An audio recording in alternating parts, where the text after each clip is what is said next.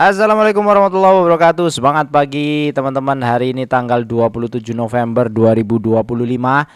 IHSG hari ini turun sedikit ya di 56,26 poin, minus 0,65%. Di 8.545.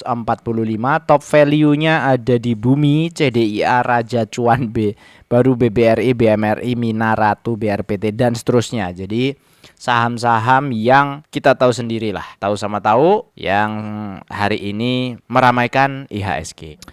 Saya akan bahas games hari ini karena sudah rilis laporan keuangan kuartal 3 dan hasilnya sedikit sesuai prediksi ya. Turun. Langsung aja ke laporan keuangannya di Golden Energy Mines Tbk, entitas anak dan entitas anak maksudnya. Aset lancar, kas setara kas sekitar 173 juta dolar Amerika, di mana sebelumnya sekitar 326, jadi ini turun hampir separuhnya.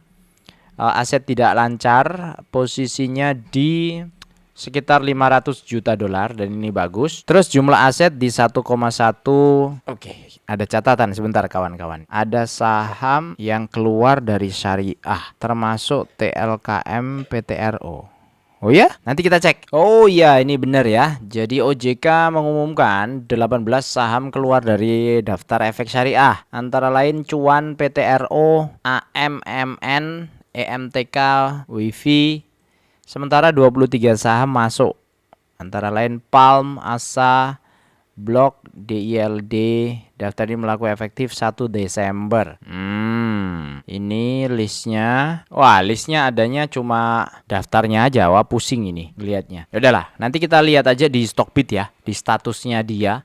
PTRO, apakah masih syariah? Oh, ini masih syariah. Jadi berlaku nanti 1 Desember 2025. Ya, nanti kita lihat aja. Oke, lanjut. Ini terdistract tadi mana tadi. Games, ini aset aman, kemudian liabilitas, utang jangka pendek aman, masih mengecil, utang usaha oke, tidak ada masalah. Beban accrue bagus dinaikin, ya berarti ada yang disimpan. Utang bank tidak berubah dari sebelumnya. Utang bank aman, harusnya sih aman ya. Utang bank cuma 22 juta sama 10 juta, berarti sekitar 32 juta 500 dolar Amerika, di mana jumlah asetnya dia atau jumlah cash saja itu sampai 173 juta. Nah, kemarin ada yang nanya, minta di share cara baca laporan keuangan. Ini saya bingung ini karena saya baca laporan keuangan itu otodidak teman-teman ya. Jadi semua based on pengalaman saja. Saya tidak ada background dari pendidikan keuangan. Semuanya teknik. Tapi nggak apa-apa. Nanti kita share. Nanti saya share.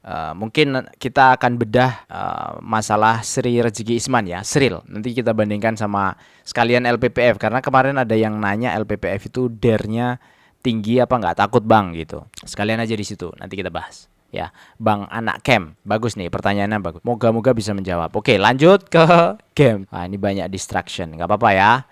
Liabilitas aman, tidak ada masalah. Kemudian, ini pendapatan usaha 1,7 miliar dolar. Biasanya, sebelumnya atau tahun lalu 2,0 miliar dolar.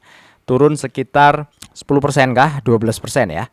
Dari sini ke sini turun sekitar 11-12%. Beban pokoknya naik sedikit sehingga laba kotornya tergerus agak dalam, dan laba usaha juga tergerus, ini tinggal separohnya kalau ngelihat total. Dan memang rata-rata perusahaan batu bara lagi tergerus ke bawah ya, sehingga laba bersih itu posisinya separoh. Terus saldo laba kalau dilihat di 30 September 2024 440 juta dolar. Ini September 2025-nya 415.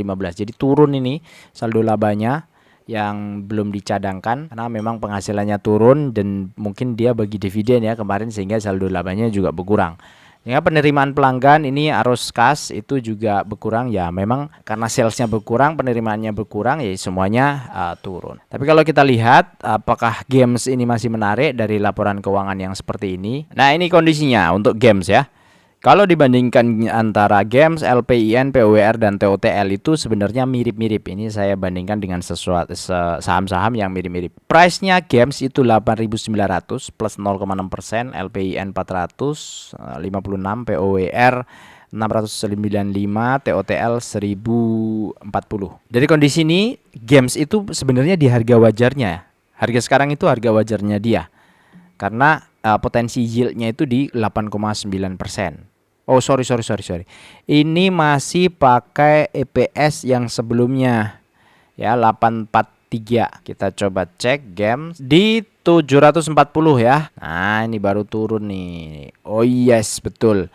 740 sampai 1100 kah? Ya, sampai 761 sebenarnya. Oke, nggak apa-apa. Jadi di update per sekarang akhirnya turun. Ya, inilah yang membuat list harga saham atau list peringkat saham yang ada di screener saya itu naik turun. Jadi pas waktu kuartalnya berubah, ya dia akan berubah. Jadi awalnya tadi Games itu di atasnya LPIN, nanti akan di bawahnya karena ini ada banyak saham ya, ada 70 sampai 80 saham. Jadi teman-teman mesti kalau punya sendiri mesti update terus. Tapi kalau nggak mau update terus seperti ini, join aja di channel saya. Promosi. Nah, ya join itu saya sarankan ambil yang 10.000 ya. Karena ada banyak saham lain di sini sih. Dan biasanya saya update setiap minggu untuk ngelihat porto yang mana supaya kita bisa rebalancing ya. Buat apa sih rebalancing? Menaikkan potensi cuannya. Jadi saham-saham yang potensi cuannya besar, capital kita arahkan ke sana. Karena saya itu orangnya sambil kerja, kemudian siang tidak mantau market, fokus ke pekerjaan. Jadi butuh sistem yang seperti ini untuk menjaga supaya tetap di portofolio saya sesuai dengan tracknya. Harga naik turun itu juga mempengaruhi yield ya. Karena ketika naik itu yieldnya akan berkurang. Sehingga kalau ketika berkurang ya baiknya entry-nya tidak di situ gitu. Nah, nunggu entry yang tepat itu saya pakai mappingan di ini. Jadi dengan kuartal 3 update Games jadi turun di angka 7,8% karena dia sudah bagi 277 atau 3,1%, ya mungkin saja dia sisanya sekitar 4,7%. Itu dengan syarat dia bagi 95% dari EPS-nya dia. Range-nya dari 7,8 sampai 12, tapi ini belum saya update. Ini harusnya sekitar 700 ini harusnya sekitar 760 tadi ya. Nggak apa-apa, nanti aja diupdate. Tahun lalu game bagi berapa? 2023 1.300 atau 14% di harga sekarang.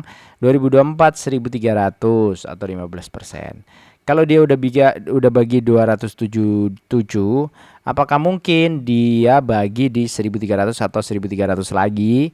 Ya mungkin saja, kita tidak menutup kemungkinan untuk ke arah sana. Yang penting cashnya dia itu oke ya, jadi cashnya bagus. Kalau cashnya oke, nggak menutup kemungkinan untuk selalu dia bisa bagi dividen. Nah, dengan 7,8 kalau kita simulasikan terhadap simulasi dividen investing, ketemunya seperti apa? Kan kita targetnya 9%. Jadi kalau cuma 7,8, apakah sesuai dengan target harapan? Di mana harapannya adalah kita kebutuhan per bulannya 10 juta. Kemudian per bulan untuk dividen yang pengen kita terima, sehingga nilai investasinya harus 1,5 miliar. Itu untuk uang sekarang. Dimana kalau itu kita proyeksikan selama 25 tahun ke depan, itu jadi sekitar 2,8 miliar harusnya modal yang harus kita keluarkan. Lalu dividen future value-nya 10 juta itu setara dengan 18 juta nanti 25 tahun lagi. Nah, dengan 2 juta per bulan maka selama 25 tahun nabung ya, 2 juta itu 5 tahun awal, 10 tahun kedua, 5 tahun kedua, 5 tahun ketiga, 5 tahun keempat dan seterusnya nih. 2 juta, 2,4, 2,8, 3,4, 4,1. Maka kita dapat dividennya ini yang warna hijau. 5 tahun pertama cuma sejuta sebulan, 1.300.000. 10 tahun berikutnya ya 3 juta, 5 juta, 9 juta dan 16 juta. Target 18 juta akhirnya nggak kecapai. karena nabungnya 2 juta per bulan. Ya, ini simulasinya. Buat teman-teman yang sudah ngikutin saya lama pasti udah tahu ini simulasinya seperti apa. Dan harusnya target itu di berapa ya? Pengennya minimal 9%. 9% itu sesuai dengan target kita. 22 juta per bulan dividen yang diterima. Atau pas waktu tahun ke-25 angka investasi kita itu jadi 3 miliar. Buat sekarang yang sudah punya value atau punya uang di 3 miliar, dibagi aja secara bijak untuk nyari dividen. Tapi kalau masih pengen keluar masuk, ya Anda tetap harus jadi aktif ya, aktif income. Nggak bisa pasif. Kalau pasif itu taruh, habis itu nanti ketika sudah nggak mau banyak masuk di bursa, ya berarti jadi pasif. Pasif taruh di perusahaan yang aman dan punya yield sesuai dengan target. Tapi kalau masih mau jadi aktif ya nggak apa-apa, nggak masalah. Saya pikir cukup untuk hari ini, semoga bermanfaat. Assalamualaikum warahmatullahi wabarakatuh.